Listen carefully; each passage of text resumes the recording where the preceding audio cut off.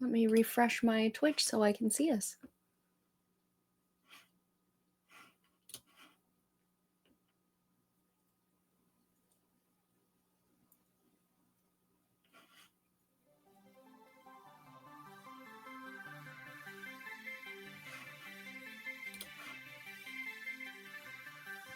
There it is.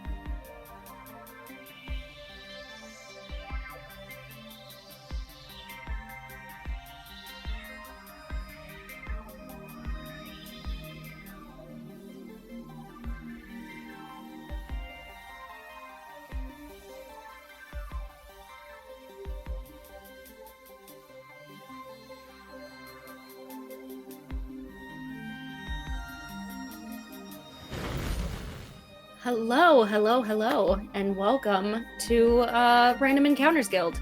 Today we are going to be bringing back our Blades in the Dark game, finally, after...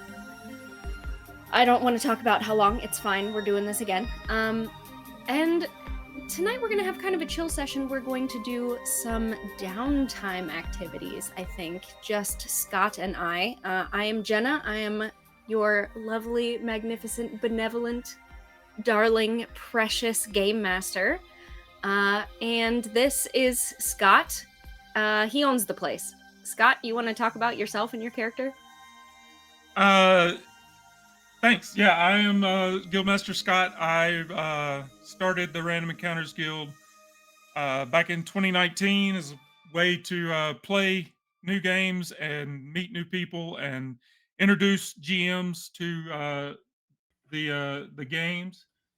Oh, first new follower. Thank you, Babacus, for joining us. But yeah, I we jump around from system to system. If you would like to try out some of our games, there's a link to our Discord channel. We're a very welcoming small community, and we love meeting new people and getting to play new games. And we've done a lot of stuff with our friends over in the FGP, which is Jenna's Yeah, channel.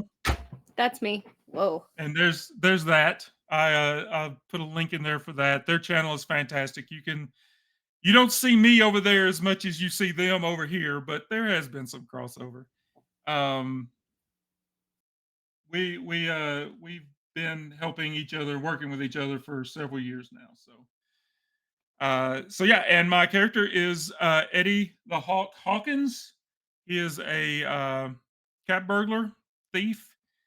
Uh, he's very good at casing the joint out and getting ready for a heist. And he is, yes, 100% modeled off of the Hudson Hawk, Bruce Willis's character in the movie Hudson Hawk. Um, and that's it. All right. So first, just quick question, Scott. Are you able to like zoom my video in a little bit? Because I'm kind of small compared to you. Uh, and I am very distracted by that. Second, Okay. while you're doing that, so usually we work with like 2 or 3 players. Carrion Crew has been sort of a revolving door. It's one of those like we have a bunch of people. I think there's maybe like 10 to 15 people that are interested in playing, and it's like whenever someone can play, they kind of hop in. So usually we have 3 or 4 players, but it's always different players.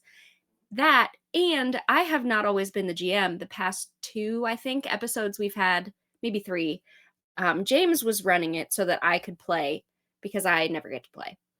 Um, so there's kind of a lot going on there, and there's a whole bunch of different threads that we have going on and a whole bunch of different stuff that's happened. James really wanted to push us into being at war with the red sashes because that's like a great way to earn XP and like get a big story going.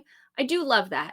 However, we're not going to work with that particular piece with this one character because that just seems unfair, quite frankly. Like, you weren't even there for that score when we went to war with the Red Sashes. Like, Yeah, you're not I even there for was that. I was stream Um, mastering, but I wasn't playing in yes, the game. So Eddie. I mean, Eddie was not there for that. yeah, So we're not going to focus on that. But there's tons of stuff going on with this group, and because of that, we don't frequently get the chance to like really dig in deep with like one particular character, especially with downtime. What we've been doing so far is doing downtime on a channel on the server and then doing the scores uh, on stream. I yeah. think I'd like to. I would love to do downtime on stream too, but in order to do that, we would either have to make sure we have the same people twice in a row or do shorter scores so that we can do downtime in the same episode. That's something we're going to have to figure out. But for now, basically, we get to like kind of do a downtime like where we really get into it and have like extra hooks and stuff happen, and that's sort of the first time we've been able to do this on stream. So I'm kind of excited about that. Um Scott was like, "Oh no, it might only be not us." And I was like, "Oh no, it might only be us. Oh, that would be so sad." Um Yeah, there was we supposed to be a couple of other players, but due to work. life, yeah, things coming up, they had to drop out. So, but instead of postponing, Mhm. Jenna decided we would just jump on in with just the two of us. We're the talent of the group anyway, so it'll be Correct. okay. Well, and actually, now that I think about it, we kind of have 2 options here. One is we can focus specifically on your character, but 2, if we want, we can do a faction turn where we come up with a bunch of stuff that the other gangs and people in the city are doing, and that would add more tension and complications for the group later on. That is also an option if you don't want to So just it'd do something. be more like prep work then for future sessions Um, in a way. Plotting and scheming, yes. That's fine. If we want to do that and do some setup work, that's fine with me. All right. I Um, think we can do a little bit of both here. I've got your sheet pulled up. I'm looking at Eddie right now. Um do you remember the last score that Eddie was on? If I recall correctly, he was on the Valentine's Day score. he was on the Valentine's Day score, and that may have been the last one. I was checking on YouTube this afternoon, and I know I didn't. I was like I said, excuse me, I was the stream master when James ran, but I wasn't playing. So, and I think before that it was the Valentine's Day score. So yeah, I think Mhm. good grief, And that was February. Um, uh-huh. We never got a chance to finish out the score is settled, but you never got paid from the score, but that's not yeah. something I want to do with just you. So let's go ahead and call this one a vignette. You know, it doesn't have to happen at exactly the same time as that. This can be like maybe a flashback or a side story or whatever. Um, but I kind of want to get into what is interesting to me about Eddie specifically is that pretty much everybody else in this group is absolutely insane. Like, we have a lot of mad scientists and doctors that would not be able to get malpractice insurance if they tried, and ghost hunters, and even Chad's character is the closest thing to normal, and he's addicted to ghost cocaine. So, like, we really. Volette, I guess, is kind of normal. Like, she's not really super into ghosts, but she is very much into arson. So, of everyone, I feel like Eddie is the most like well-adjusted in this crew. And it's very interesting to me that you run with this crew and how you deal with them and what that even looks like. So I would really like to get into, you have a friend, you have an enemy, you have a blue coat who's blackmailing you. Like, you have these feel like kind of normal things, and you're like not addicted to ghost cocaine. So, like, what's up with that? Tell me about um tell me about how you got here. Or we can figure it out as we go. Well, I mean, I literally like uh, everything you see on that character sheet is built around Bruce Willis and Hudson Hawk. I mean, the character in Hudson Hawk, that's I got as close to that as I could within the confines of the game. But my thought with why he's in this group, I mean, like I said, he is being blackmailed, and which again, that's part of the movie. But and it's easier for him to make to get scores and pull jobs off with a team instead of just by himself. Um, and somebody's got to be the sane one in the group. I mean, it's kind of like me in the guild. Somebody's got to be the anchor. That makes sense. Uh But yeah, my thinking has always been that, I mean, he's being blackmailed by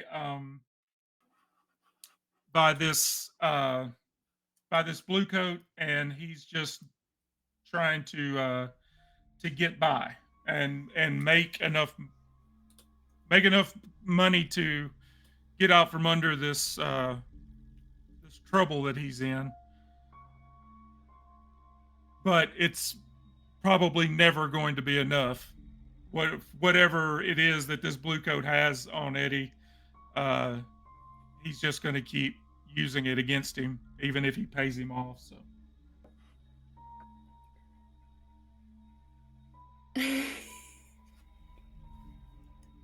what? yeah, maybe.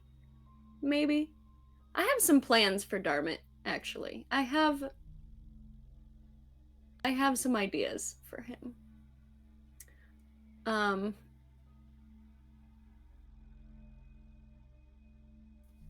let me see really fast. So what I want to actually do first, real quick, since we're doing some downtime, is I want to go ahead and roll heat, which you saw I accidentally rolled not correctly in the Roll20 chat. I'm going to go ahead and roll heat and see where you guys are right now. And then as if you would like to, as a downtime activity, we can see what the entanglements are. You can reduce heat or whatever. Like, we'll just have like sort of a normal downtime, and it can be shorter because it's just you if you want. So let's see where we are here.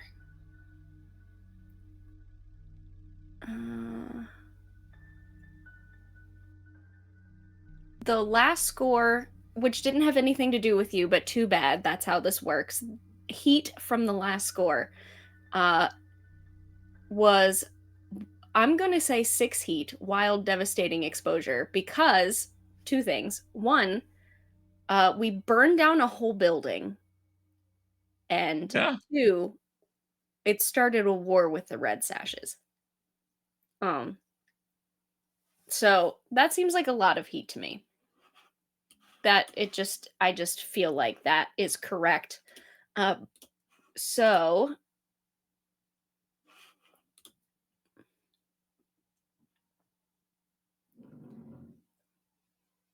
roll your dice equal to your wanted level. Let's see how we're going here. 1, 2, 3, 4, 5, 6. You are almost at wanted level 2. So we are at level 1. All right. So Oh, that's not a. Where uh, is? your options are flipped or interrogation. That could mean a number of things. What are you looking for? The crew sheet.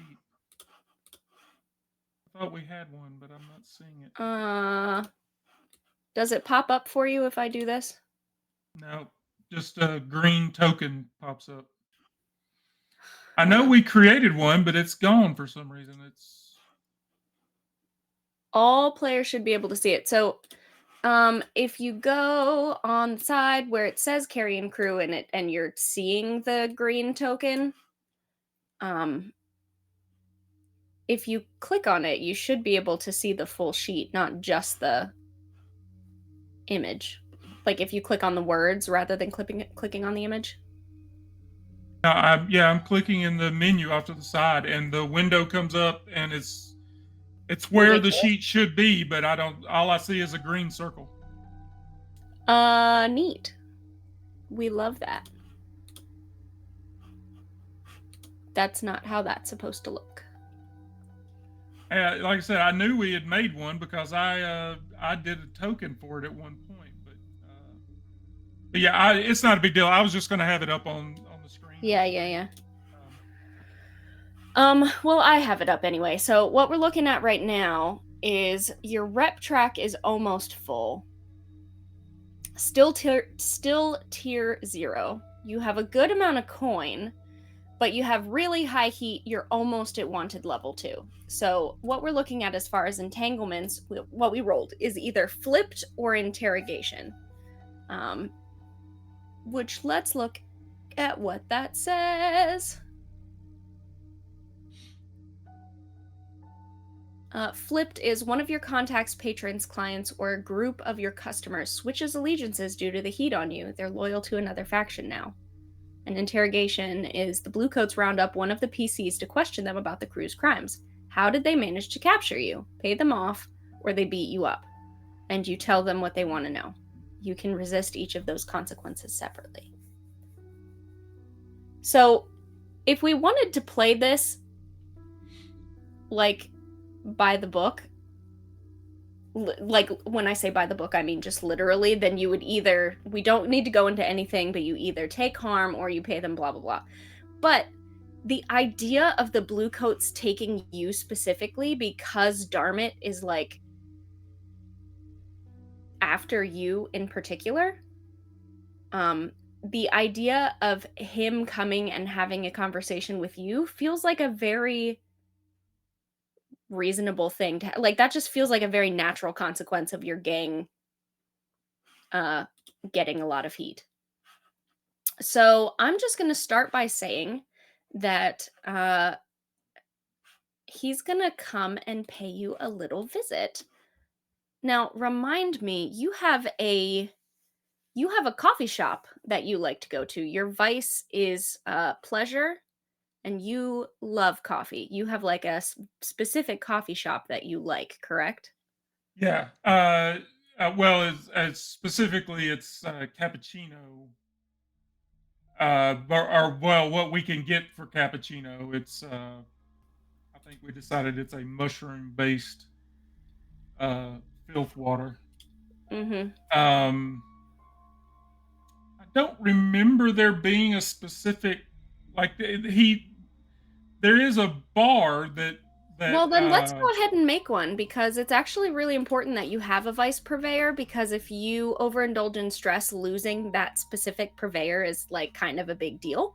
So yeah, I why know we don't talked you... about Five Tone uh in the other episode, but I can't remember if we used him as a contact or if he was the owner of the bar where I hang out.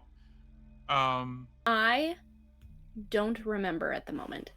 I would love in a perfect world to be able to go back through our past episodes and make notes of all the things that like the hanging threads and stuff because I think that would be really fun. However, I'm a stay at home mom with a toddler, and it is entirely inappropriate for me to try and watch these episodes back while I'm in the living room with my daughter because she will parrot all of the words that we use. And Such is the life. only reason I know that we talked about Five Tone is because while I was setting up the overlays this afternoon, I had YouTube up, and my last episode, I was watching it. Uh, it was me, Kevin, Jenna, or me, Kevin, Allie, and Bear, and you. Um, Gotcha. Well, let's just say that Five Tone is your vice purveyor. Another thing we can do, we have this fun uh this dice thing. There's like Blades in the Dark dice specifically, and you can like roll um NPCs.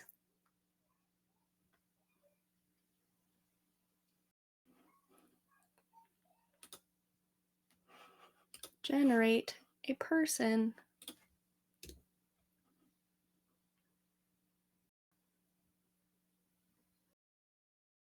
That's cool. Okay. So, I can generate someone random for you, or you can tell me about your vice purveyor if it's like something specific. um, yeah, he is his name's Tommy, but everybody calls him Five Tone, and he runs the Five Tone bar. Um, and in this world, I guess that would more be a tavern than a bar, um, but what Eddie goes to him for is his coffee. Eddie's Hmm. uh, not a big drinker, but he Five Tone has connections and gets this mushroom concoction that he can turn into a cappuccino for Eddie. All right. So, moving around here a little bit. All right. So, I have that written down now. So, bar is perfectly fine for this. This isn't like a high fantasy setting. This is like Victorian steampunk, Yeah, or sometimes you can think of it as like 20s steampunk depending. We're a little bit wibbly wobbly with the technology. It kind of just depends on whatever we feel like at the moment. But definitely steampunk. Whatever it is, there's like copper and gears and like Tesla coils and yeah. electroplasm. But everything else is sort of whatever we feel like at the moment. So he makes you these cappuccinos, but he can definitely have a bar or like a speakeasy situation. That's totally fine. Remind me where this bar is, and you should have access to the map. But like, what area I is? don't I don't know that we ever decided that. I know our headquarters is on a boat, In the docks? so so it's kind of mobile. So would you say then this is like a dive bar in the docks, or do you have to, in order to find somewhere that even serves coffee, do you have to go into the nicer, posh areas of town? Um, I would I wouldn't necessarily say it's a dive, but it's not a I wouldn't call it posh either. Um, Well, it doesn't have to be in the docks, is what I'm saying. It can yeah. be somewhere else besides the docks. But if you're like, yeah, it'll just be in the docks where we are, then hey, that works. I'm kind of looking at Breakwater. Okay. Is that on the docks? It's in the very north corner. The map that you are seeing right now is just a map of the docks area. Okay. I can put Yeah, you on a well, map of. it's Duskball. I've got what I've got up is the map of Duskball.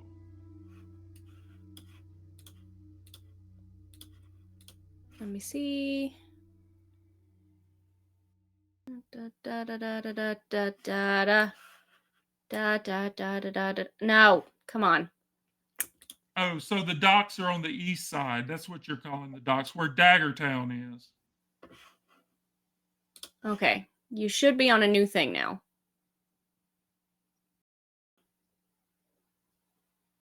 So the map that you should be looking at this moment is all of Duskfall. Okay. So White Crown is like uh government stuff. Think of it as like Washington DC. Brightstone is the really fancy rich people. Docks obviously. Silkshore I want to say is more like a red light district. Night Market, sort of similar, is pretty much exactly what it sounds like, very market heavy. Coleridge is where a bunch of and Char Hollow both are. A bunch of Scovelanders live there, and they're like working class poor people that have to like mine coal and stuff. It's not happy. Uh, oh no, sorry, I got that wrong. White Crown is super rich people. Charter Hall is the one that's like government DC area. Um, Brightstone is also pretty rich people, and then Six Towers like kind of used to be affluent and is now like less so. Sort of the way that you think of like really old, like top high end apartments 20 years later become kind of like mid level apartments. Yeah. Sort of that situation. Um, and then Crow's Foot is I don't remember what's up with Crow's Foot. Dunslow is like hella poor people. You know what? Honestly, pretty much everything is hella poor people. But Dunslow, I think, is like the slums. Anyway, if Um, you don't want your thing to be in the dock, it would make sense to me, honestly, that the place that it would be is Brightstone. Because it's a little bit more affluent, but it's also like right there and easy for you to get to. But yeah, it's not like the Hamptons, you know. You're not talking about like Manhattan. It's not like that would be White Crown is like rich people, right? Brightstone is just like wealthier than you. yeah, that works for me. Where I was talking about on that map I was on, the area I was talking about is right here. So yeah, Brightstone is fine if that's where we want to make it. That works for me. Uh, that would give me some distance away from the docks if I needed to get away for any reason. Yeah, So perfect. that works. Just on the other side of the bridge then. We got it Yeah. down. Do do do do do do do. Look at us doing stuff. We're so good at this. Who said we need anybody else? We don't. I'm making notes on your character sheet, by the way. Okay. Brightstone. Okay. Do you and Tommy get along pretty well? Or are you just another customer and he doesn't really know you? No, we are we've known each other for years, best friends, and we've worked together, been partners.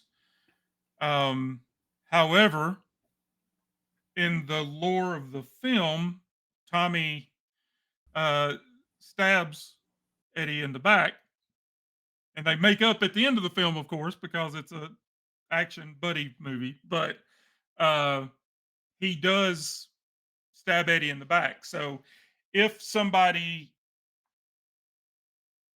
gets approached and kind of throws me under the bus, it could be him. Interesting. Okay.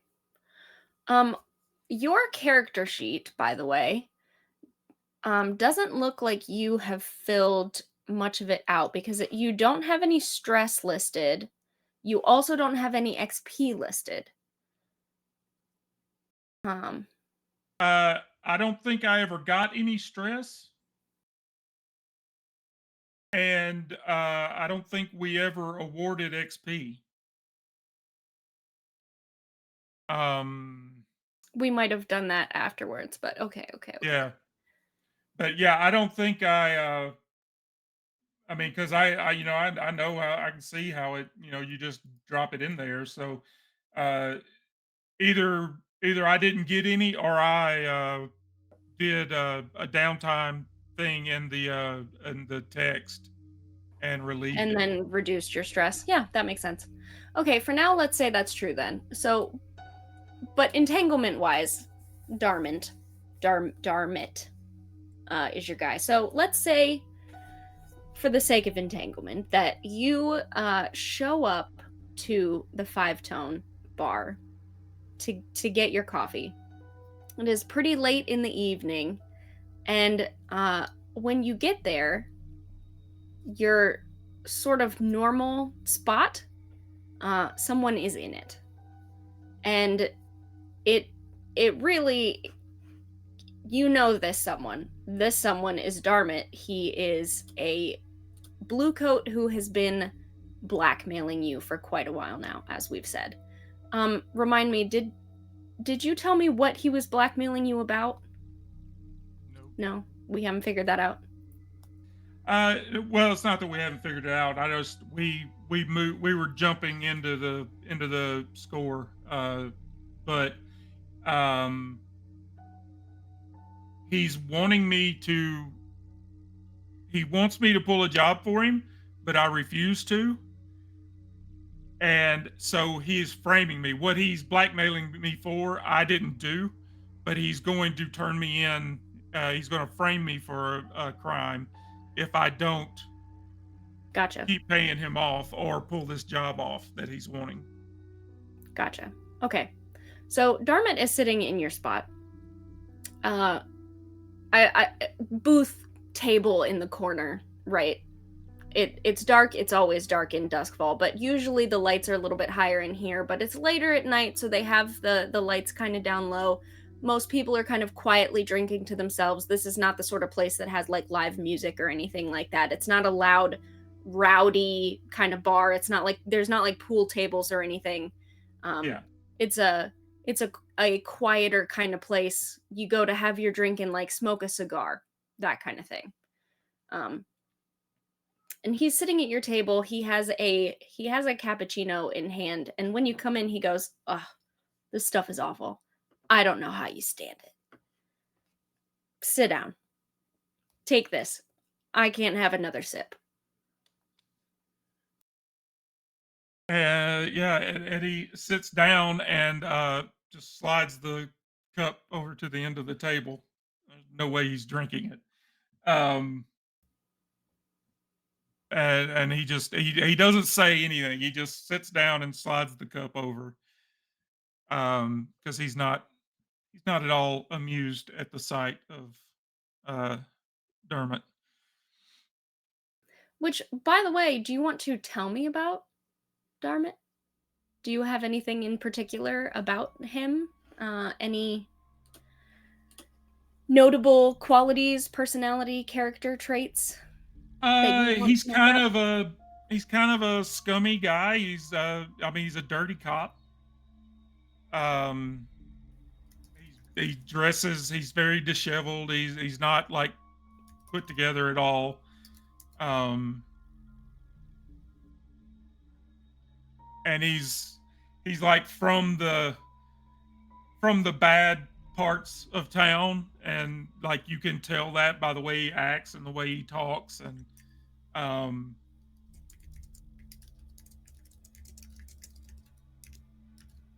I don't necessarily know how he got into the Bluecoats, but he has found himself in the Bluecoats, and he uses his position uh to make himself money, or to, you know, for other Hmm. nefarious means. But he's not in it to protect and serve.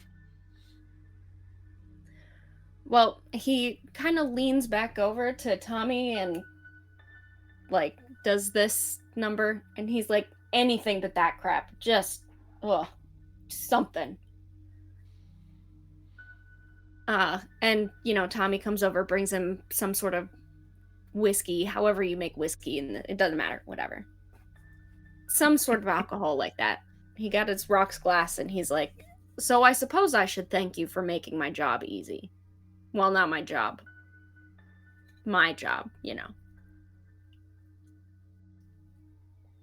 I've been sitting here trying to come up with things I can frame you with, and then here you are, lighting buildings on fire, kidnapping nobles. I was not I mean, involved I in don't that. need to frame anything. I was not involved in any fires on land. Haven't kidnapped anybody. You actually still do have that royal from the Valentine score on your boat.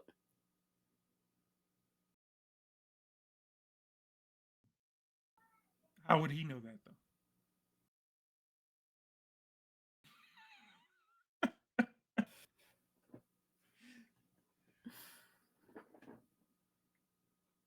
But I didn't set any fires, so don't know what you're talking about. Right, right, right. I My came in point here is, to relax, and you're in here. If you hate everything in here so much, why are you here? I don't hate everything. I just hate the crappuccino that you're drinking. Whiskey's fine. I'm here to join you in your relaxing evening. In fact, we can both have a relaxing evening. We can have a lovely conversation. We can agree on so many things. We can walk out of here as friends. You can work for me.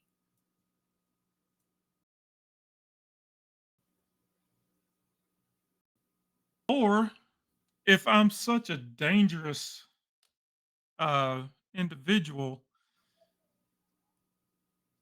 and I am a mastermind of this gang that you're accusing me of, maybe you would want to reconsider who Maybe it you're is you're right. messing with. Maybe I would reconsider. Maybe instead of getting you to help me, maybe I just take you in. Maybe I just get some of that sweet, sweet bonus that comes along with bringing in one of your gang members. And I need to take a quick 5-minute break so that I can put my toddler to bed. Okay. Well, we will be right back in just a few minutes. Stick around with us. We've got a couple of new people in the chat. Serpendus joined us last night for our Aliens Fire Team game. They were a big help. So stick around with us. We'll be right back in just a couple of minutes.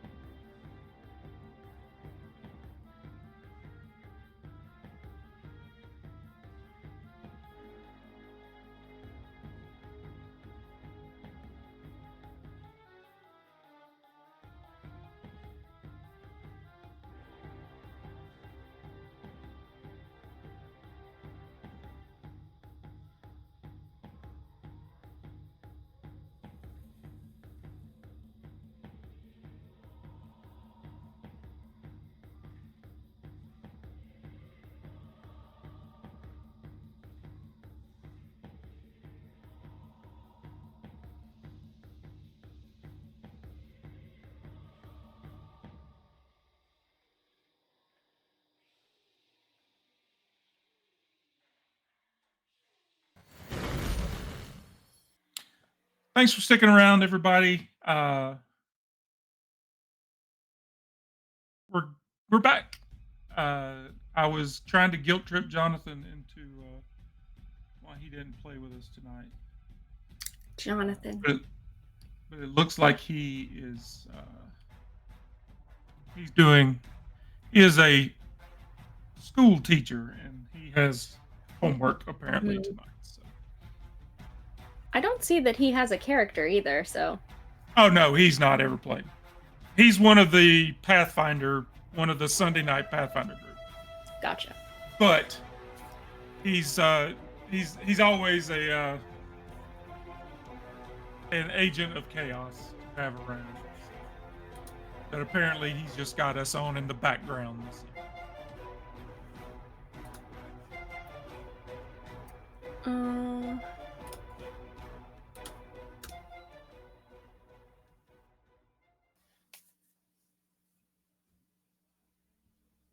okay. So you were talking with Darmit.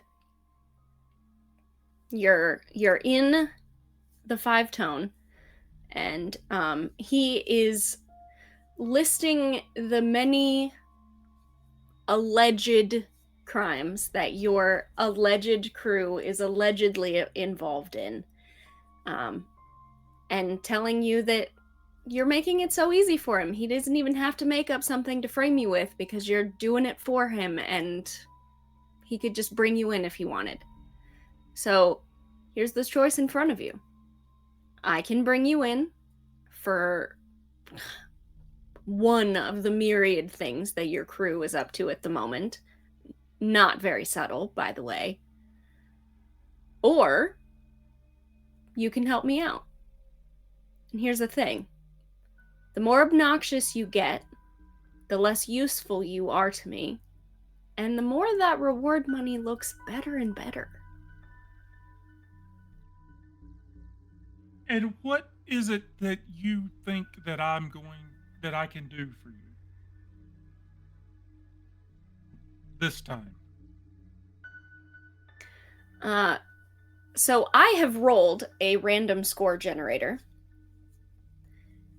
and what it came up with is something that I don't understand. I don't know what it means.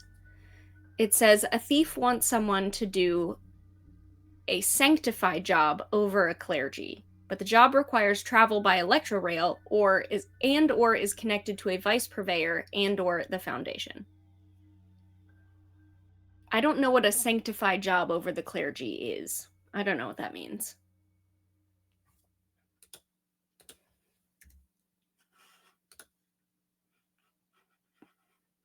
So we're going to try and maybe roll again and see if we get something that's...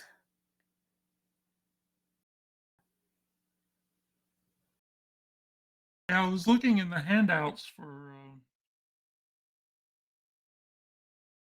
see if there's anything about scores in there. Oh no, here we go. Scores. Oh no, that's our scores. Yes. Um, I was trying to keep track of the scores that we had done in the past. yeah.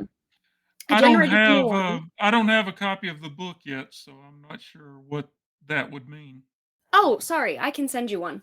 So, first of all, if you go into handouts on the side, Mhm. there is a list of a bunch of different stuff for character Yeah. creation, crew creation, but it also has like the maps, the different things you do in downtime, all that sort of stuff. So, that's going to be really helpful for those things. Yeah, Uh, that's where I'm at. I was looking to see if there was a list of things that like where sanctify would be. um, but I generated another random score, and I think this one's actually going to be perfect. So this is what he says to you. Okay. Well, it's not you specifically, it's your crew and your particular expertise. I just don't want to deal with any of the other crazies that you run with, and you seem to perfectly understand English at least. So, being that you're the least ridiculous, we're going to liaison. Here's what I need. I have an informant. Haven't heard from him in a while. the area that he's been working in for me for something else, don't worry about it. We've gotten sporadic info that there might be an issue with rogue spirits haunting the place. And that's a problem for me. I don't want to go in there and deal with it, personally. And I need my informant alive. Or at least able to inform. You do this sort of nonsense all the time.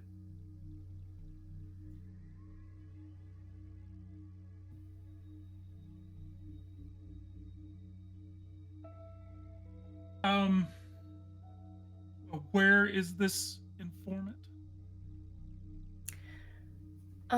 Let's see. Random.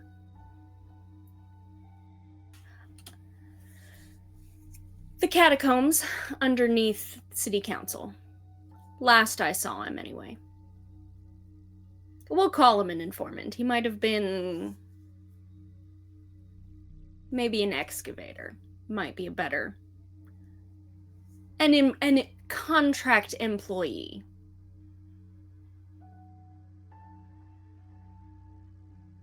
And you just want me to get him out?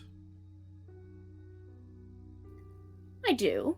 If he's found anything interesting that he needs to get to me, then I need that to get to me as well. Here's the catch.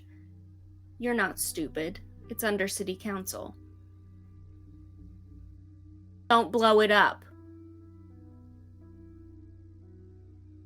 Don't unleash whatever nonsense you did at the docks.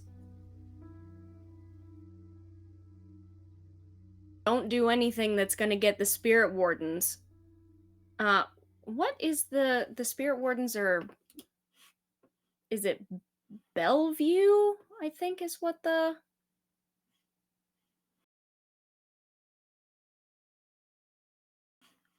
It would help if I knew, right? That would be helpful.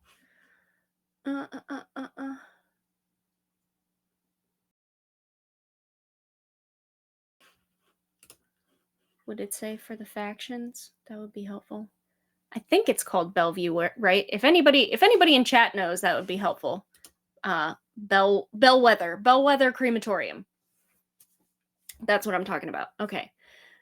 You know, City Hall isn't just City Hall. It's also our headquarters, and I don't want anything to do with you. And Bellwether, and I don't want you to have anything to do with the spirit wardens coming to get you. Or my employee, contractor employee, we'll say. Or anything he may have found. It's none of their business. So I need this to be quiet. Look at me. Really quiet. Not your quiet. Do you understand? If you don't think I can do the job, why are you bothering me with it? You ask me this every time, and every time I tell you, it's because you're expendable.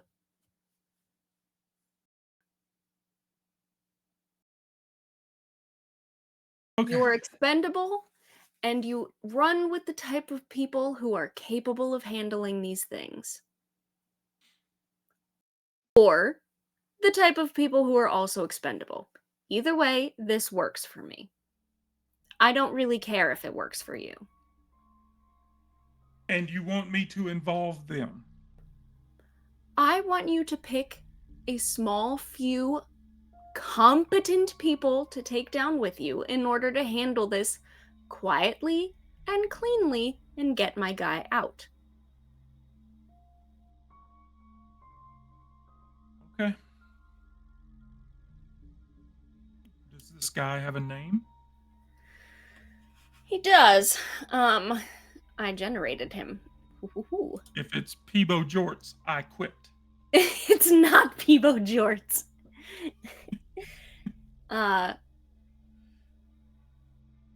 Axe Scora.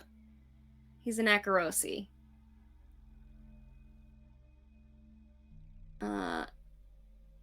It says He wears a slim jacket and an eel skin bodysuit.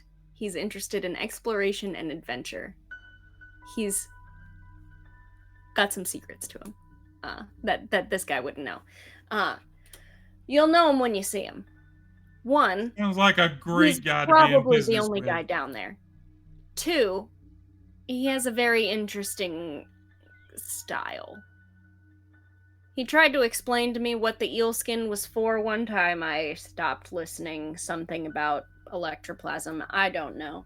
The point is, you'll know your man when you get him. I want him out. I want anything he found out. I want you to forget anything he found.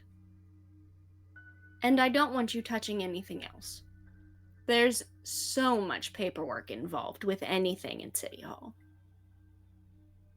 And if I have to do paperwork, I've got we're going to no intention of going inside City Hall. more the better.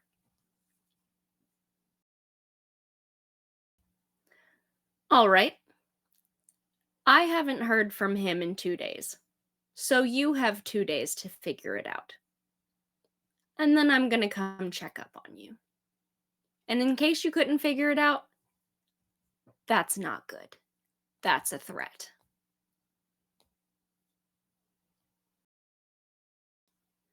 You're So okay. he I'm just pays gonna, for his whiskey, not the cappuccino that he ordered. And he walks out of the bar. that's between him and Tommy. That's his cappuccino, not mine.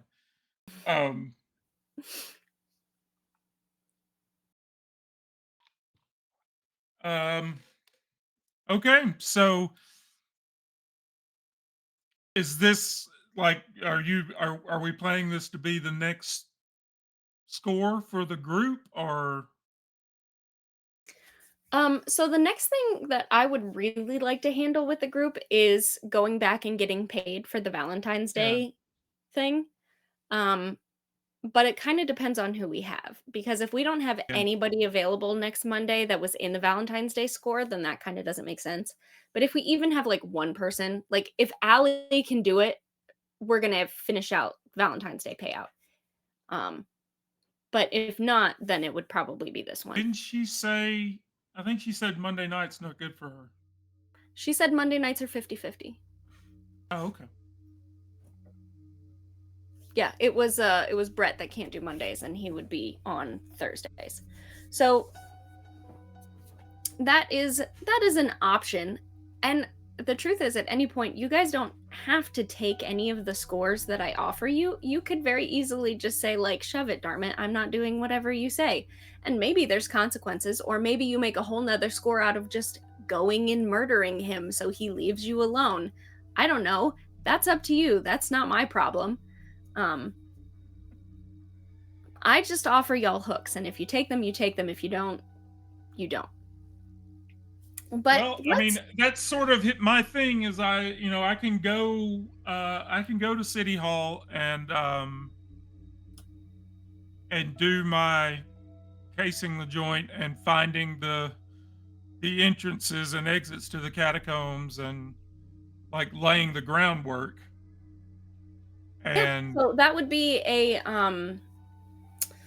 gather information. But since it's just you, we can totally do your gather information like sort of a free play, like still role play it sort of thing.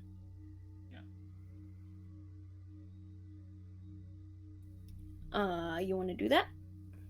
Yeah, sure. I was looking at my sheet. I thought there was something that I rolled. Guess it was survey. You can roll survey for gather information, yeah. Yeah, that was what I went with was survey. So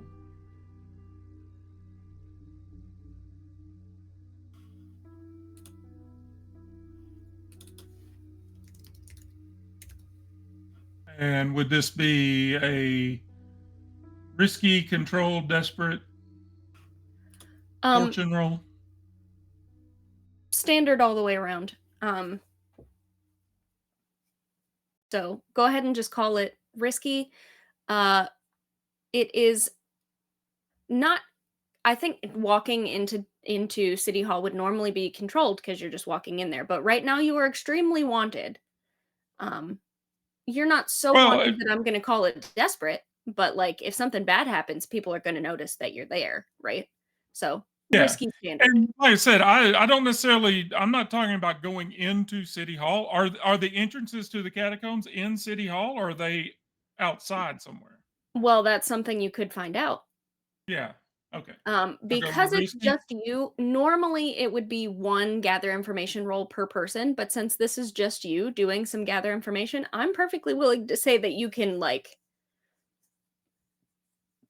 go find out whatever you want to find out. You can have more than one role if you want to. Or if you want to leave it here and this can be part of whenever we do the score, then you and I can talk faction turns. Like, we got so many options. Okay. Um. So we're gonna leave it at risky. Mhm. Risky standard.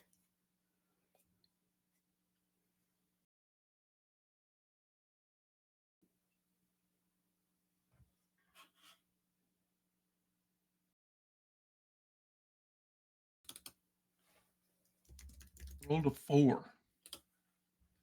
4. That's a success with a consequence. Okay, so tell me exactly what it is, because there's a bunch of different ways that you could do this and a bunch of different things that you could be trying to find out. So like what exactly are you trying to accomplish here? And then we'll see how it goes.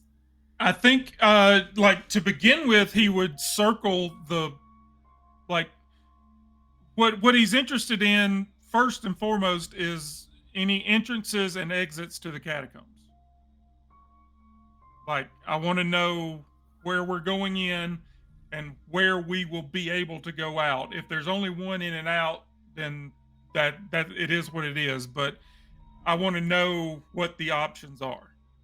Um, that would be the first thing I'm trying to figure out, and then I would start watching for people coming and going. Um, people. Why are these people in the catacombs? But yeah, the first thing is entrances and exits. Okay. Um 1 second. There we go. Uh so it 4. Okay. So here's what I think happens. You start by trying to do your normal case the joint sort of thing. Um, and you quickly realize that because town hall is not one, or like the sort of the city center, right? Like it's not one building. It's multiple buildings in an area.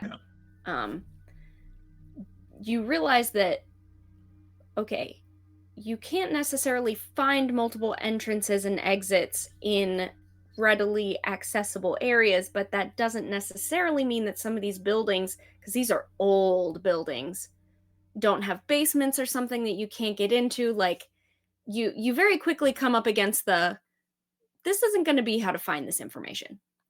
um so you have a couple options at that point, and you still get the information you want, so I'm going to kind of let you choose how that happens. But it seems to me like part of your study needs to be looking for maybe more of a blueprint situation, like trying to actually find maps or blueprints of the buildings, or talking to someone else who might already have this information. For example, you guys are pretty buddy buddy with the gondoliers, um, Yeah. who are kind of into that sort of thing, and know about like the sewer system and stuff around Duskfall. So you could And I go also have to. my buddy Frake, the locksmith. Uh, he's my uh, Mhm. he's my So good contact. I think that you succeed, but with your consequence is I'm going to need you to pull in something else. You don't just succeed just from wandering around and looking like you normally can. You need to pull a string, or talk to somebody or spend a lot of time somewhere, like you kind of need to put in more effort than you normally would. So, which how do you want to? How do you want to? Let's approach a gondolier. A gondolier. All right. I mean, I'm Before- assuming I probably had to take a gondola here, so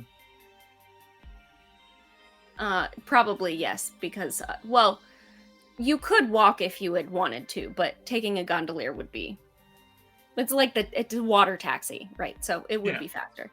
Um, so yeah, sure. Especially since we're saying that, we're talking about town hall here, so that would be in Charter Hall. You guys are on the docks. You're not going to take your boat with you, so sure.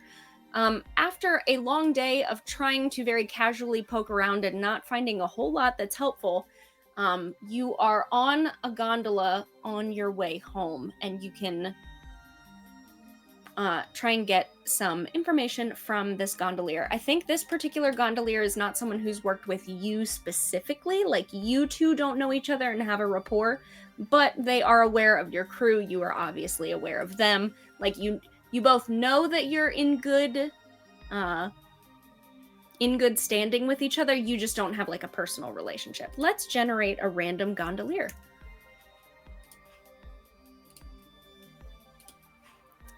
Person.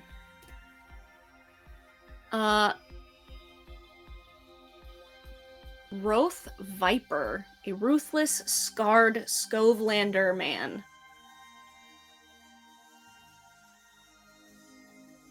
Interested in fine whiskey, wine, and beer. Okay. So initially the conversation you strike up is because this guy, picks you up in front of Five Tone, is like, yes, the whiskey here is really rather fantastic. One of my favorite places in the city. Yeah, I actually am rather close with the owner of the Five Tone. I'd be more than happy to introduce you to my friend. That I would not mind. I have a bit of a penchant for the finer alcohols. It sounds like a great opportunity for me to be able to unwind at the end of a hard day. It is this is where I like to come and unwind and spend some time away from the grind of this city.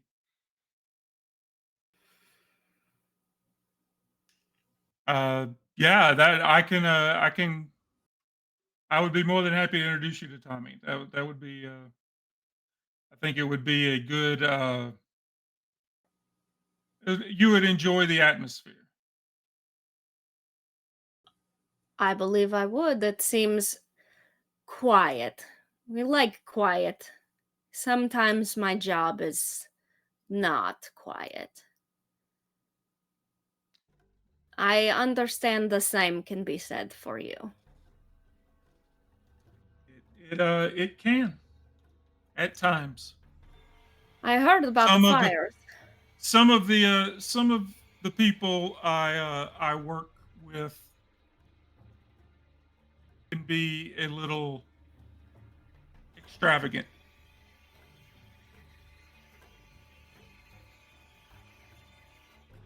That he kind of laughs. That is one way to put it. Extravagant, yes. I will have to remember that one. I would deeply appreciate if you get me in touch with. If you could introduce me to Five Town. I would be in your debt.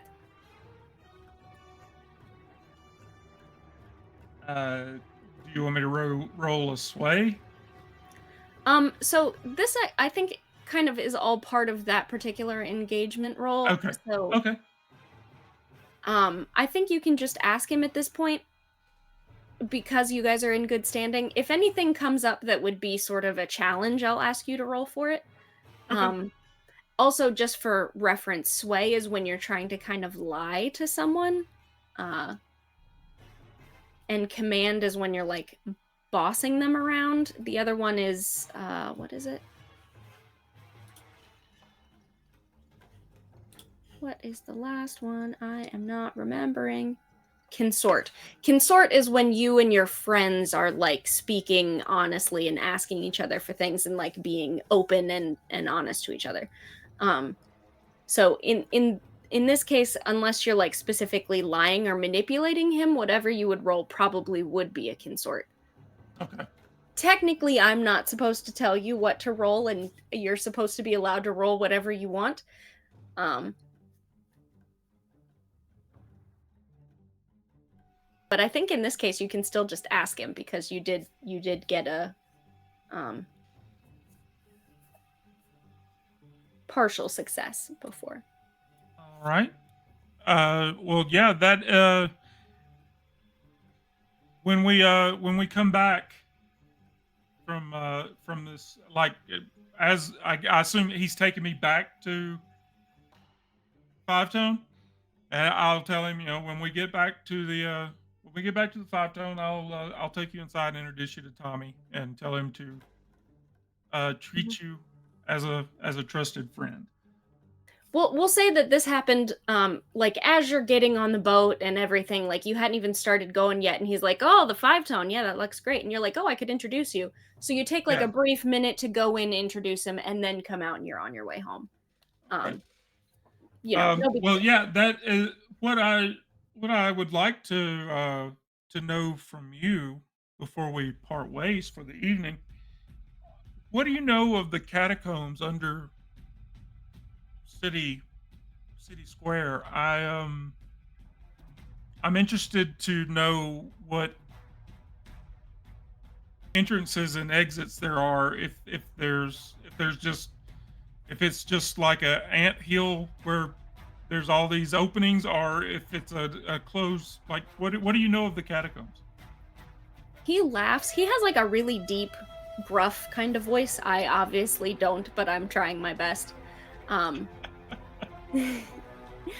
like he sounds like the kind of guy that's been smoking cigars and drinking whiskey for a long time.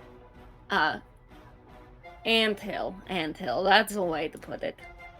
No, it's not an anthill. They're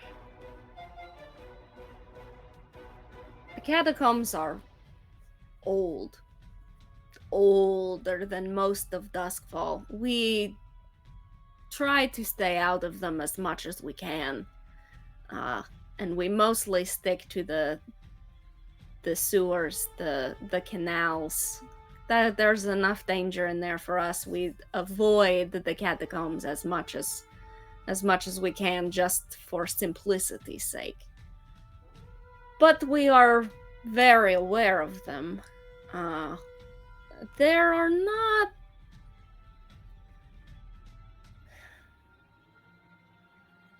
Don't think like the government. Think like one of us, and it will be better for you. There are not doors and stairs that lead straight down from the building. There's no lobby to get to them. There's no elevator. But there are many ways to get in if you know where you're looking from underground. If you're coming from canals, if you're coming from even from Bellwether has entrances underneath. There are many ways in and out and through, but not many from the surface. I don't personally have I don't go there. I don't have a map or anything, but I think we have at least some information, some things mapped, written. It's a strange you don't know what lives there, and it sometimes seems like the place itself can move or rearrange, or maybe the things that live down there move and rearrange it, that you can't memorize the catacombs. It will not stay the way you think. But with if you prepare properly, if you if you know certain ways and if you make sure you know your own way back out the way you came, it is doable.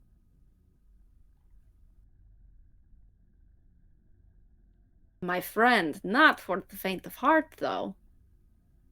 Not not a normal easy journey. Well, I wasn't expecting it to be easy. Otherwise, I wouldn't be tasked with going. Um, do you at least know of an entrance that I could get in and out without being conspicuous, possibly without I being do. seen? I do. Yes. Have we have one. Well, we have a few, but there's one in particular I think that would work best for you. You don't you have a boat, I believe, correct? I think I've seen the catacombs are not like the canals. It is walking. Your boat will not fit. Yes. But if you come see us, we will be able to take you. There's uh 2 or 3 safe entrances you could use depending on where you need to get in.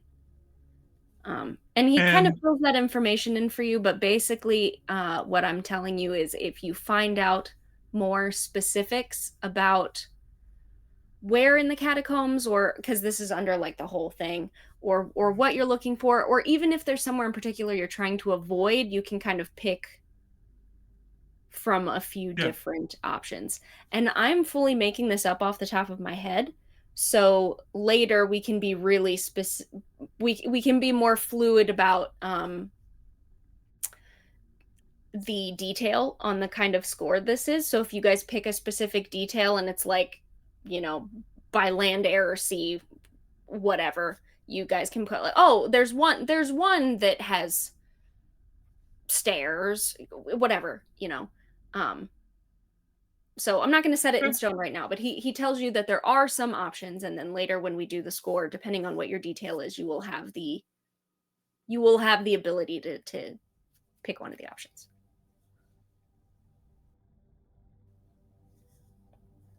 okay. What was his name again? His name was Rolf Viper. Rolf.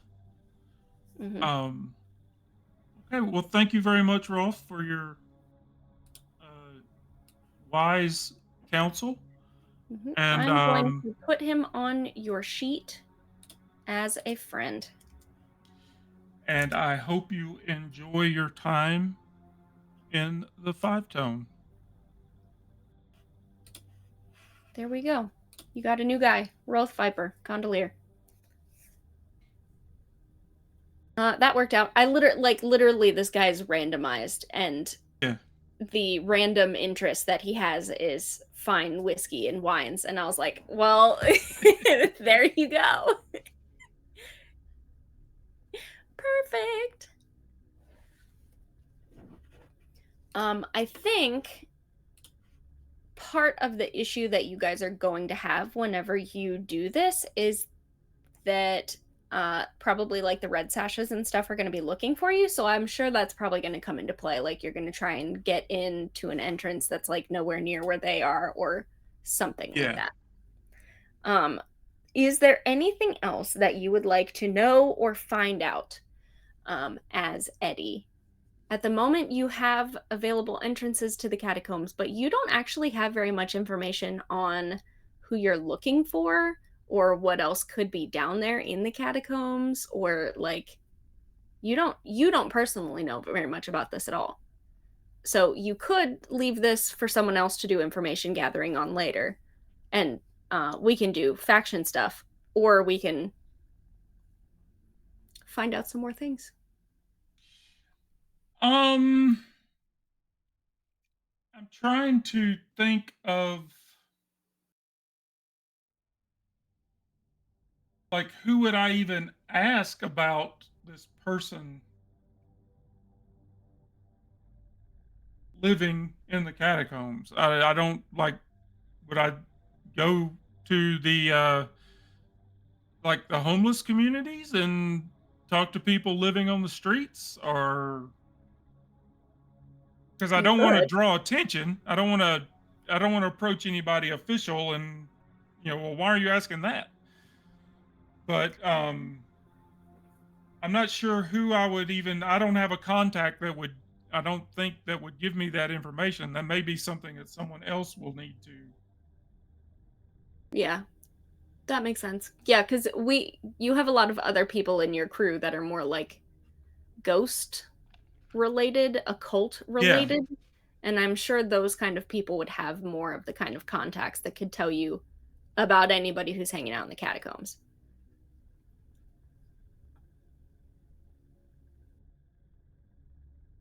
So yeah, I mean,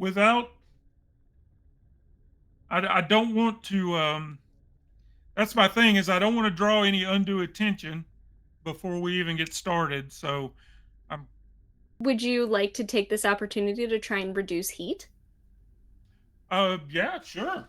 You can do that. We're doing vaguely downtime stuff. Let's see. The crew.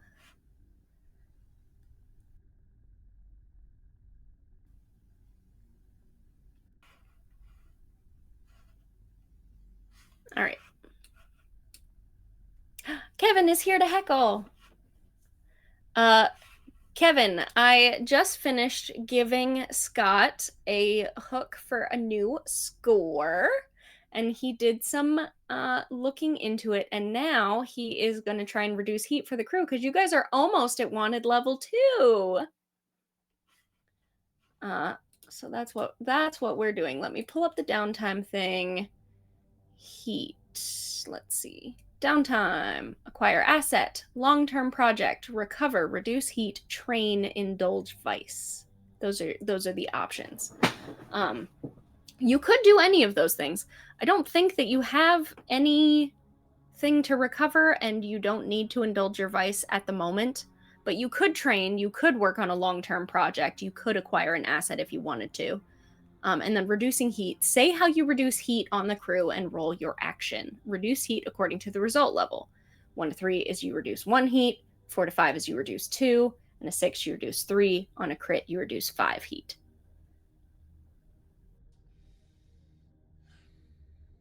Infamous, Kevin. The word you're looking for is infamous. So by train,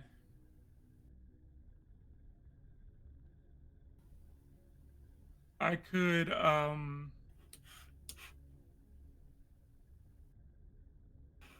potato. Great. Potato, potato. um like I could work on my dexterity with my fingers for my lock picking, or Yeah, so I how could. training works is you have XP in categories, right? Either in insight, prowess, or resolve. Right now, you have 2 in resolve. That's what these red bars are next to the word. You have 3 in prowess, and you have 2 in insight, XP wise.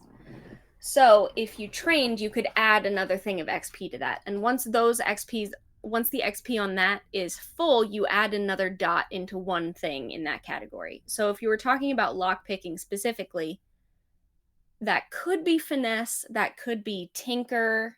Kind of depends on how you particularly do lockpicking.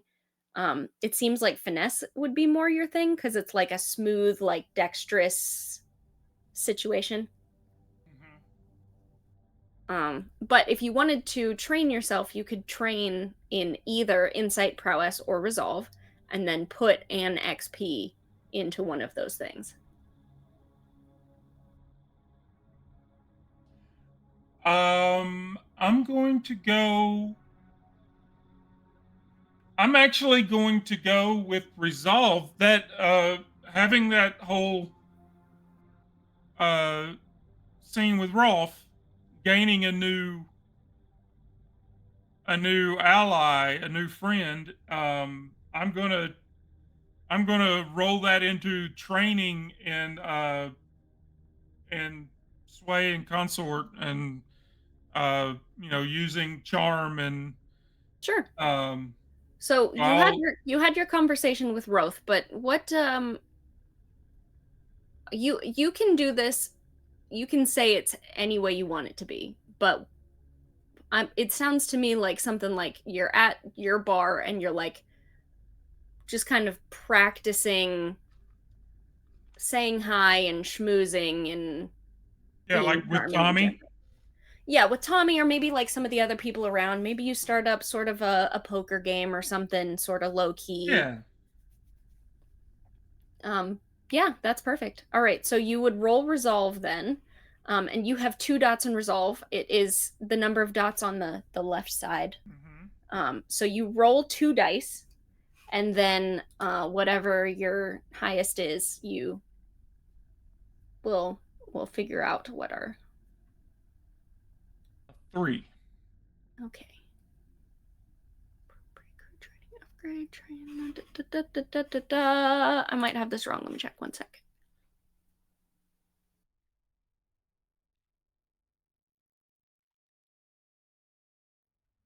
Okay, yeah, I got it mixed up. You don't even have to roll for it. I was mixing up because we were talking about reducing heat. So you're good. I will just pop another XP right here on your thing. So now you only need 3 more XP before you can add a dot. Remember, anytime you roll a desperate action, you get XP in that category. So the more you like try and do something that's risky in that, the more XP you generate and the more you kind of level it up. So that's the thing. So do I need to put another check in insight because that survey was a risky roll? A desperate roll, sorry, not Desperate. risky. Okay. Desperate rolls. That was my bad. I misspoke. Okay. So you trained. Did you want to reduce heat? Because you have one Yes. more. I think everybody gets 2 downtime actions. You could acquire an Yes. action. You could do a long-term project. You could reduce heat, or you could technically train again if you wanted to. But it seems like maybe you should. Maybe you should try and reduce heat. Yeah. I that's what I want to do. Do you have an idea of how you want to do that? Um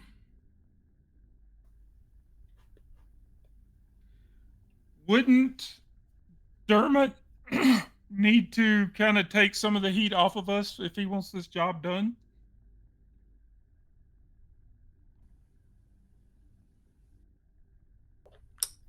If he wants Um, it done quietly and like if he was able to take some of the heat off of us, at least for a time, it would help us get this job done successfully. okay, okay. Uh,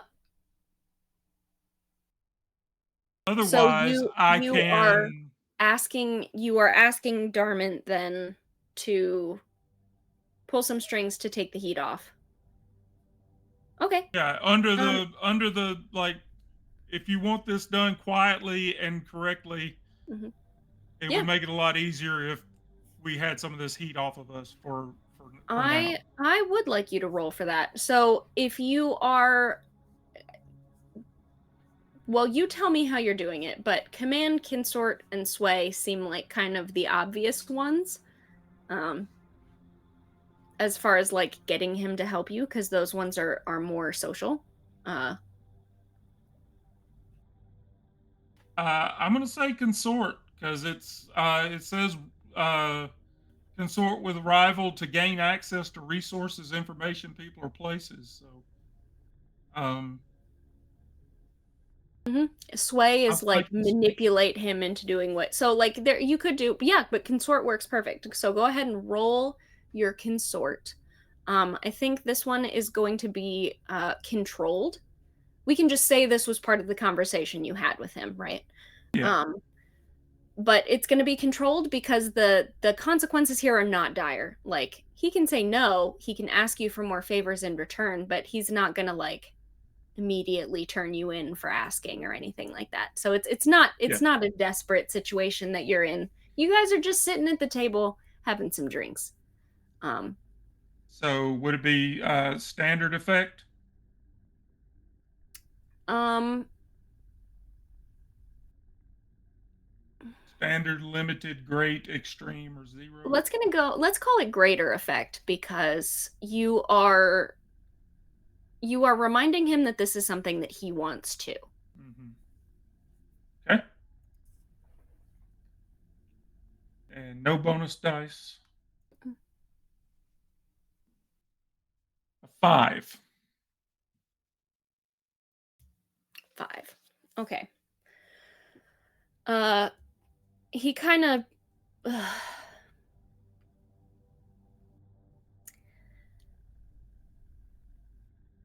do I have to do everything myself? Help me help you. Look, allegedly, there are two alleged gangs who might be in a gang war. So if one of the gangs allegedly brought some information on the other gang to the ink rakes and started stories about them, wouldn't you think that it would take some heat off the first gang?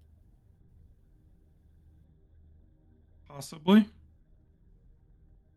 Look, he pulls out uh it's like a steampunk Rolodex, flips through. He hands you a card. That's just a Rolodex. But it's copper with gears. Yeah. Um Steam shoots out the back. toot toot. And he hands you a card. He goes, "Here. This is one of the journalists on Ink Row. She likes sensational things. Bring her something juicy. She probably won't even look into it that thoroughly before she prints it. It'll help you out a bit." Um so let's see. You said you got a 5? I did get a 5. Okay, that is reduce heat 4 to 5. You reduce 2 heat that way. So I will. Hey, this is frustrating. Here's what we need. There we go. This the card that he gives you. Let's see if we can find. Let's see if we can find.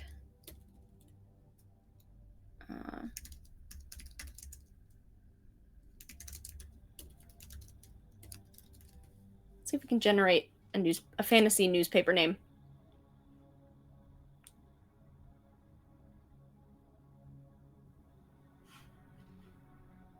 From dusk to dawn.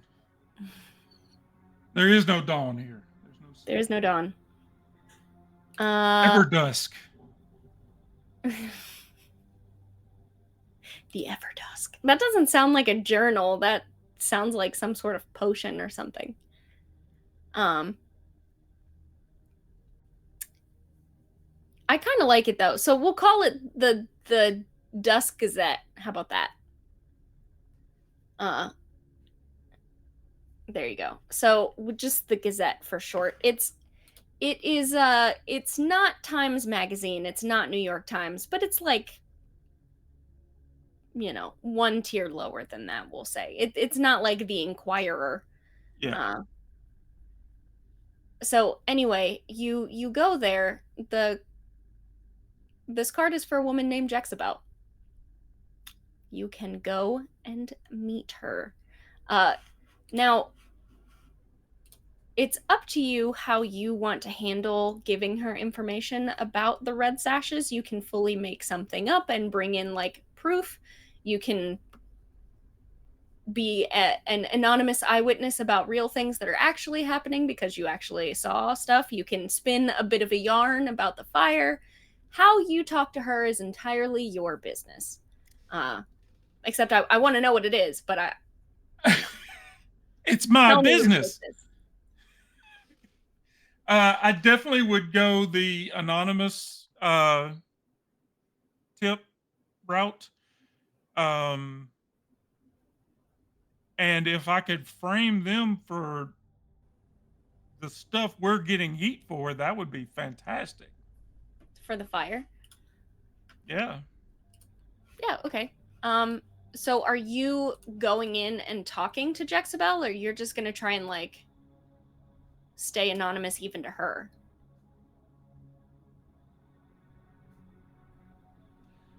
Um, I can go in and talk to her, and with the understanding that I'm not going to tell her who I am. Um,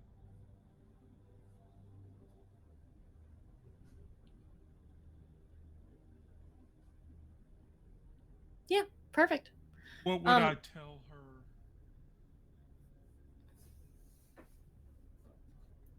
Uh, I would just make up some random name off the top of my head.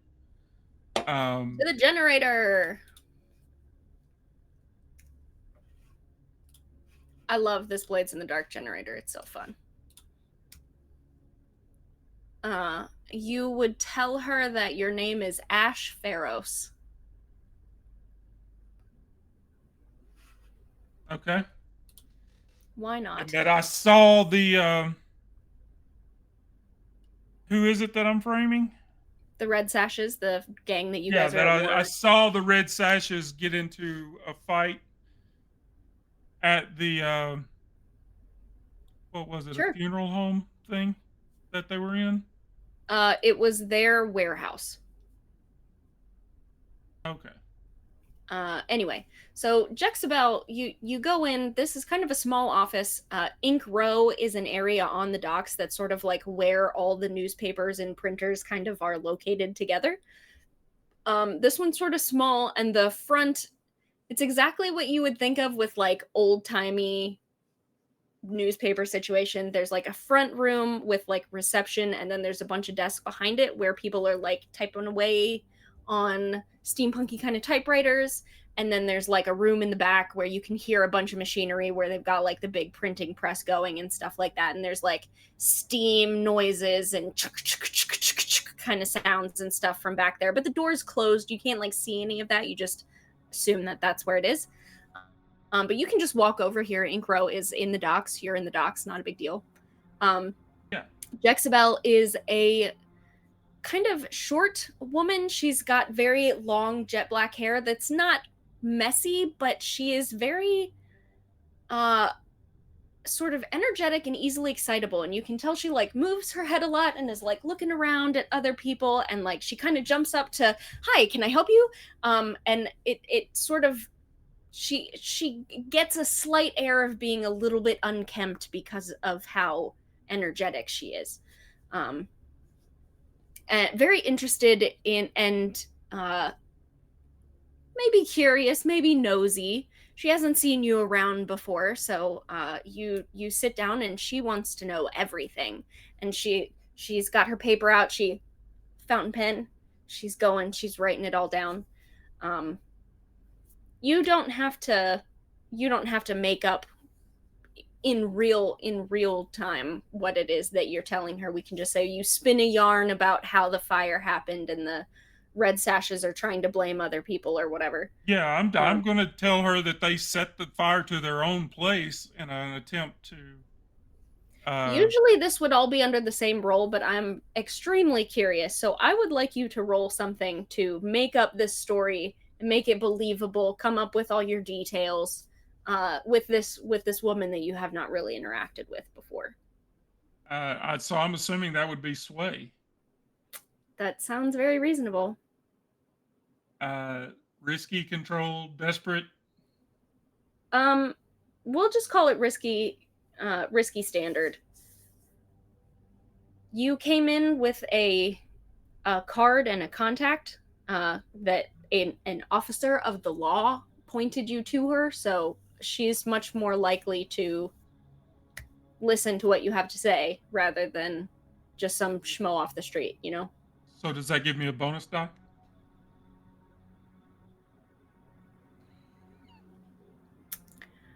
Uh,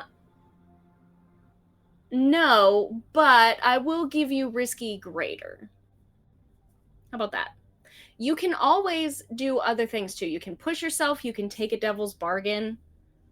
You can trade you can trade your position basically. Okay. You can have less effect in order to get better position. So for example, right now you're at risky standard or you're at risky controlled. You can go down to standard effect in order to get controlled. So, like you can All right. Here we I go. don't know why this is so difficult for me to explain what it is that I'm talking about right It's now, a but 5. a 5. Okay. Uh there you go.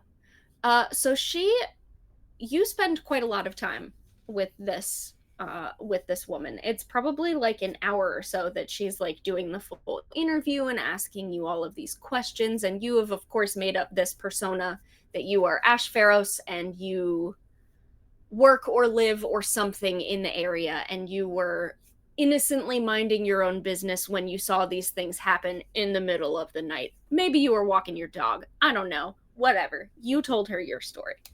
Um, and she seems like she believes it. Or she's at least interested in publishing it, and you make sure that she knows that this is all anonymous and your name can't be printed for your own safety, and she agrees, of course. Some of the things you say can actually be corroborated because they're true. There was a fire. It is owned by the Red Sash leader, yada, yada, yada. So the details that you embellish are mostly the parts that involve your friends, and you have embellished them to not involve your friends. Um, so the story comes out in this paper. It's a big, fun, scandalous scoop, lots of juicy information about gangs and drama and maybe some unrequited love or something. Who knows? Whatever sells papers these days. The title of it is something like "Red Sashes See Red as They, set themselves ablaze" or something like that. Is what you hear, kind of the newsies in the street yelling the next day to try and sell some papers. Um, the the consequence of your 5 is that she thinks you're really interesting. Um, there's just something about you that seems like you've been around, like you've seen things, and she kind of notices that. Not in a romantic way, like she's not hitting on you. She just kind of clocks you as someone who probably leads an interesting life.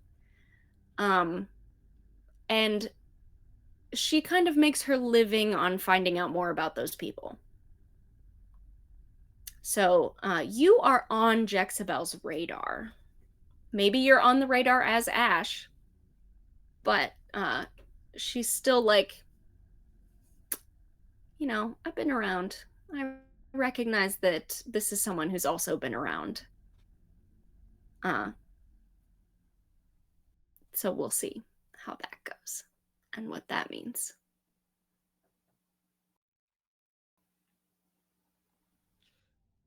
Okay. I'll tell you what that means. You guys are getting yourself together. It's not too long after this, of course, because Darmit gave you a time limit. Days. But the papers go out the next day, the evening next day, so it's the next night. Jexabel comes and finds you on your boat. That doesn't seem possible. She comes and finds you on your boat. And she goes, "So I heard that you are going to be going to some very interesting places, and I want in." Off the record, of course. Is there anybody else here with me, please? Who do you want there with you? Volette can I be there. don't. I'm Volette. I kind of feel like Nettle would just kill her. Nettle might try an experiment. Nettle might want to be great friends with her. Who knows? um, Maybe Jakar is there because Kevin's in chat. yeah, he's still, or at least he's still on here. I don't know if he's still. He may have gotten distracted by a child. It does happen. Childs. Um, you know what I think we should do right here Mm, is that's where we should put a pin in this. And when we come back, this is where we pick it up and the group can decide. You think? yeah, perfect. Um, that way it's not just all on me. Because if I make the wrong decision, because just the fact that she showed up at our headquarters, that leads me to want to make her disappear. So I will go ahead and tell you that Jexabel is actually my secondary character.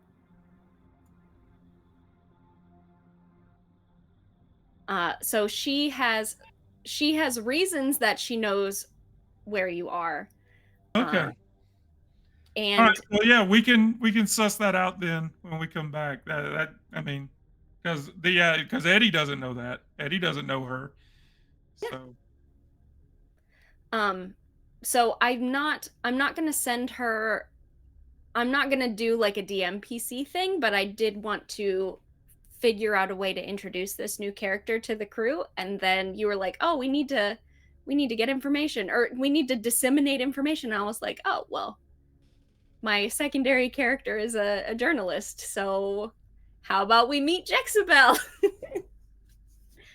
um so yeah, I think that would be fun. I think that would be a good time. well, yeah. Um, So just to wrap things up here, you now need to go into catacombs and find some weirdo in an eel skin suit. You have 2 days to do it. Your friends are still dealing with a building on fire. You're still at war with the Red Sashes. And there is still some sort of giant demon eel thing following your boat around. And you still haven't been paid for the Valentine score, and you need to go to Skurlock's Manor to get your pay. Like, you guys have a lot of things that you could do. I have should there be I any have clocks? abundantly gifted. Should there be any clocks that we like? I've got the thing here in the overlay where I can do a clock and uh, or is this all too long term for a clock? Those are all potential scores. What clocks do we have going right now? I know that we have The only ones we had are the only ones I had on the overlay were from the building being on fire. Is like the cops okay, showing up and the building gotcha. completely burning down. I assumed that those were done because The building that is burned down. Yeah. yeah. So I just But deleted them everybody off got of the. out. Yep, perfect. The only one that we have on the sheet is for the vacuum supply. It is running out at an alarming rate, and it seems like potentially someone in the crew is taking more than they say that they're taking. So our vacuum supply clock is only at 2 ticks, and it ticks down. Yeah. But I'm Okay. not going to deal with that right now because that is something that would be fun if someone who cares about the vacuum is around for it and your Eddie doesn't care about it. I would much rather mess with that when like Jakar or Nettle is around. So I can be like, ooh, the vacuum. And they'll be like, Unless Eddie is taking a handful of it at a time and throwing it off the side of the boat because he doesn't like that his crew is are you involved. doing that? Uh, no, I don't think Eddie would do that. Okay. He So doesn't like that they're doing it though. He thinks it hinders the crew, but I well, think he would originally you sell guys it were before he would selling just it, dump but it. Yeah, it's I turned think he would into sell it before he just dumps it, because at least that way he would make money off of it. But well, that's what it's for. It's for selling, but some of your people have been dipping into the stash. Which I will say, most of them have been very clear that they're dipping into the stash. You know, Jakar is taking it. And you know, Nettle has been using it for some of her experiments, but it is yeah, dwindling faster than you say. So, or faster than you would expect, I guess. So, someone is dipping in without being honest about that. But that is not something that we are going to deal with at this exact moment. At the moment, you are in the you're in your boat with a journalist who's decided that she's going to tag along whether you want her to or not. yay! Um, so yeah, I don't. James hasn't said anything else about running this again. Um, I assume I'm going to be running it for the well, I was thinking about buying. Like, I was thinking about just getting the book. Um, I was thinking about getting Scum and Villainy and trying to run that, but um, I didn't get any real interest in anybody wanting to play it. So I could just get this and focus on running this, so you could play from time to time. That sounds Um, great to me. I always want to play this game. Um, Kevin has them both. I also have every I have every Forged in the Dark game. I think I have the PDFs, but I have to have a physical A copy for me physical. to Oh, retain it. I have to have a physical copy. I can't do a PDF. gotcha. I learn best by listening to APs, like watching other people actually play the game and doing their own thing. So, quick shout out if that's something you're interested in. The Glass Cannon Network they did a 2-season show of Haunted City. I just recently finished it. They ended it last year. Um, but Jared Logan runs it. It's so good. It has been my favorite thing. They get into all sorts of nonsense. You know, you laugh, you cry, there's drama, there's romance, there's intrigue. They've got a little bit of everything. Um oh shut up. I love Jared Logan. You're just wrong. Uh That's why I've not listened to. it is really good though. Now the players in it,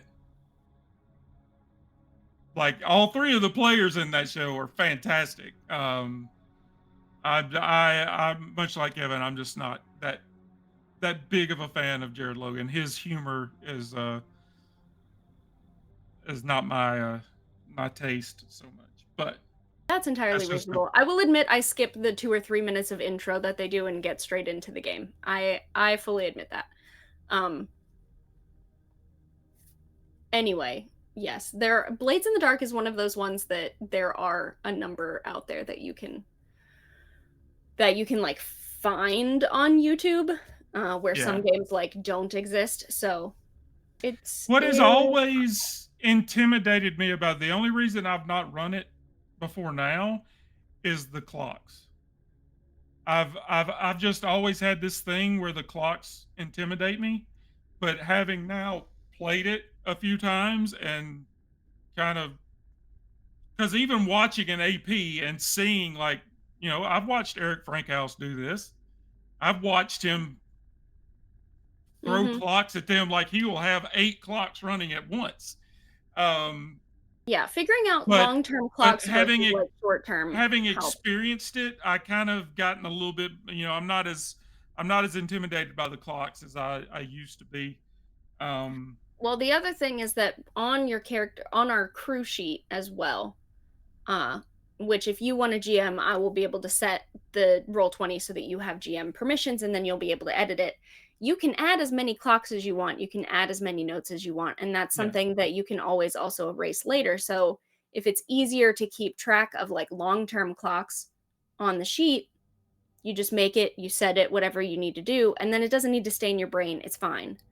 And then the short term ones don't even need to go on the sheet. We can just put them straight on the overlay. And that's ones like the building burns down. The cops find out where you are, whatever. Like things that are yeah. only going to matter for the one score. So it's easy. I feel like once you have the ability to have long term and short term, that's when it's like, okay, now you can do whatever you want. But if you had to like remember all of your long term things, maybe that's just me because I have a bad memory. Oh yeah, That's the mine is that's the bit that. with the ADHD. Like Mhm. stuff, especially like coming back, like you started asking me stuff when we started this tonight. It's like I think you noticed it clicked in my head. I haven't played this since February. I don't Mhm. remember any of this. I don't either. That's why I make everything up as I go though, because Yeah. if I have to run a game where I have to keep meticulous notes, the game is not happening. Uh, Kevin, I'm not good at thinking of heists. So, oh, what just happened? I think you're good right now. I think Okay, you kind of glitched a bit, but you're good now. yeah, my whole screen went dark for a sec. That was weird. Um, what was I saying? Oh, so two things. One, we have a score generator, which I have been rolling in the characters thing. But two, just straight up take it from a TV show. Like half the things that I come up with for other games are from like Leverage, you know, whatever. Just take an episode of a heist TV show, the premise of that heist episode. Ba there you go. That's your score. Done. See, I will say this: the idea I had for Scum and Villainy, because we had talked about when I threw it out there on the server that I was interested in running it, and then I think you brought up Monster of the Week. Mhm.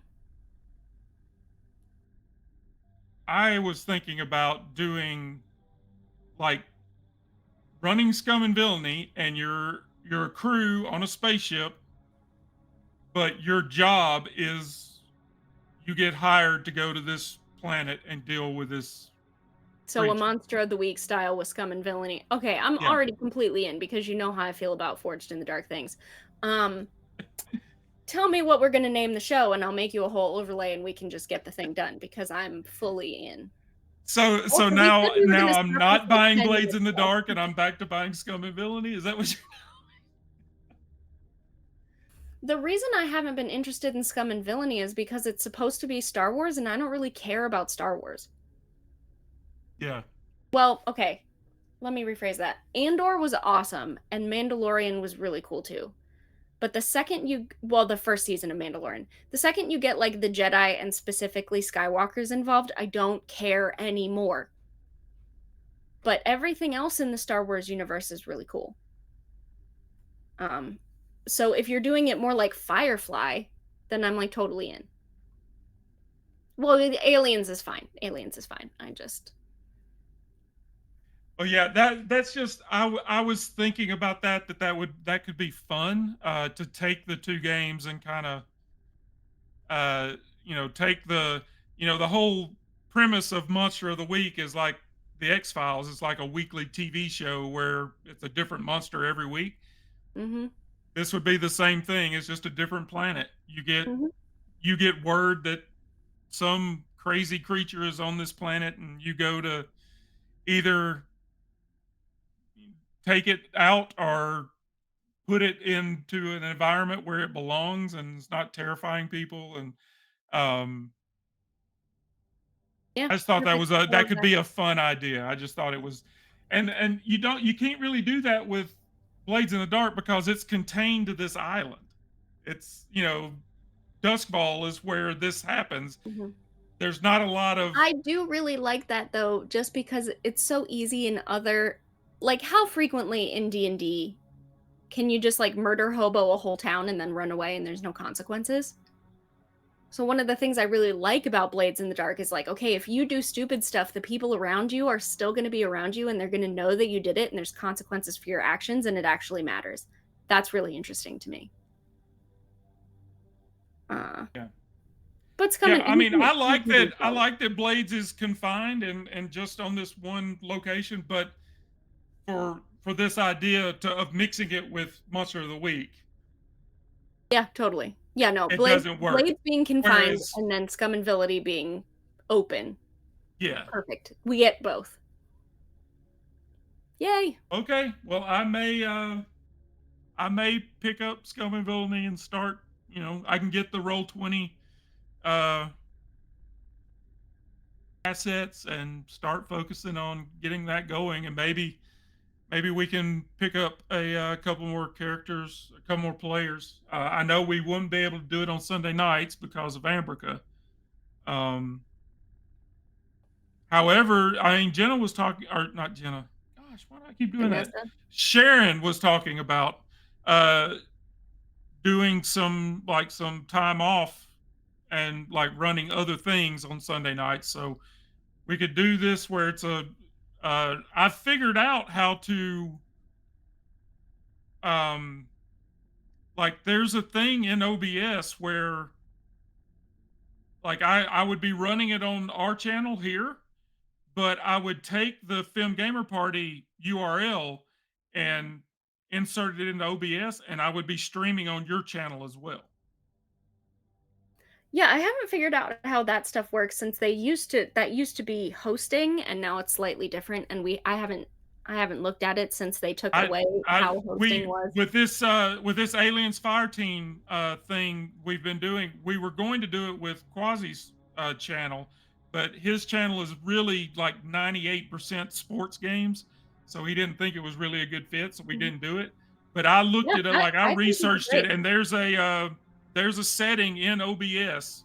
I think it's called I can't remember now, but I screenshot it on my phone so I would know where so I could keep it.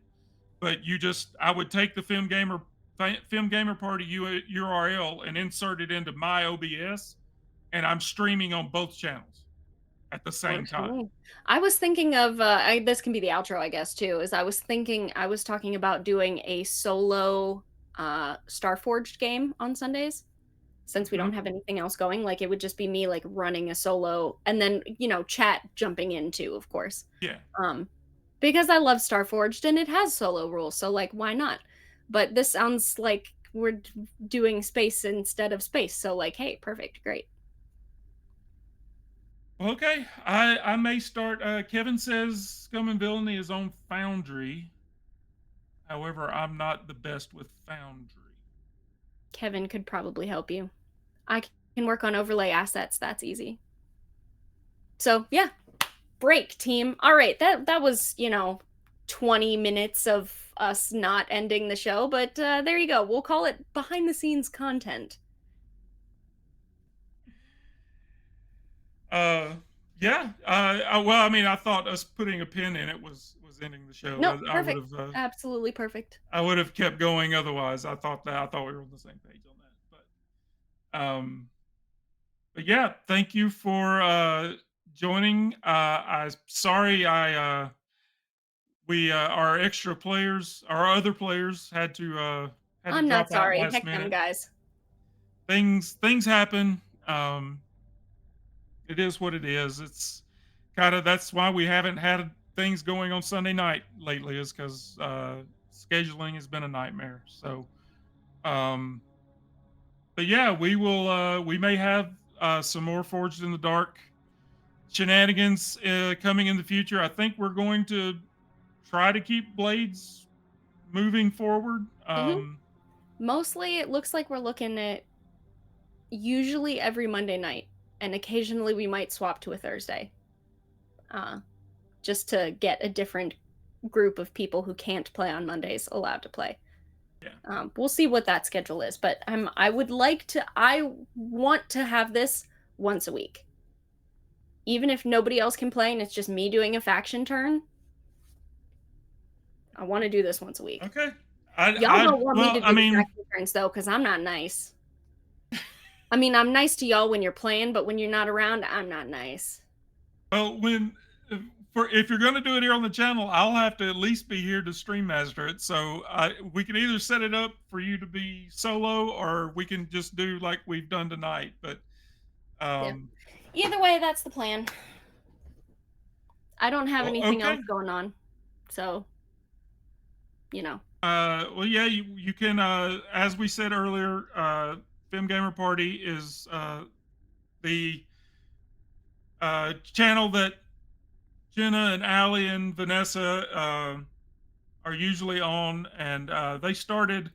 You started up just before we did. You were streaming right away, but we didn't stream at first. But you started right about the same time as the guild. But It's been about 4 years.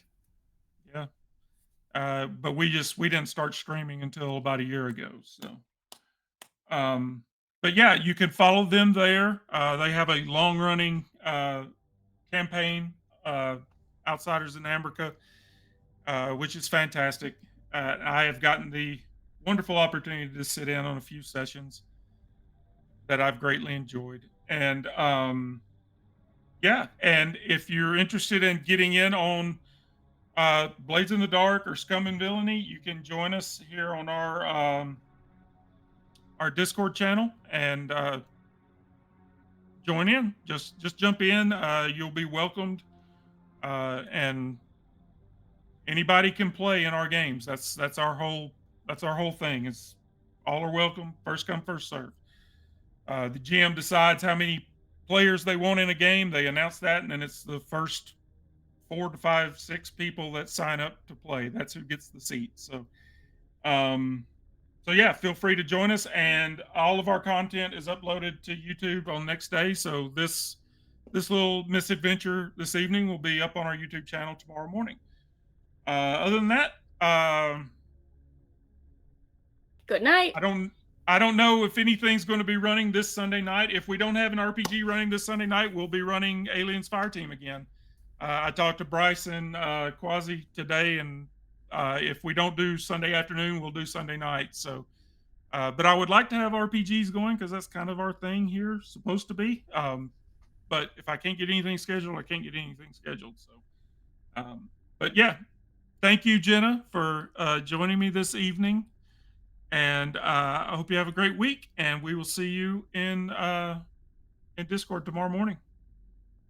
Bye.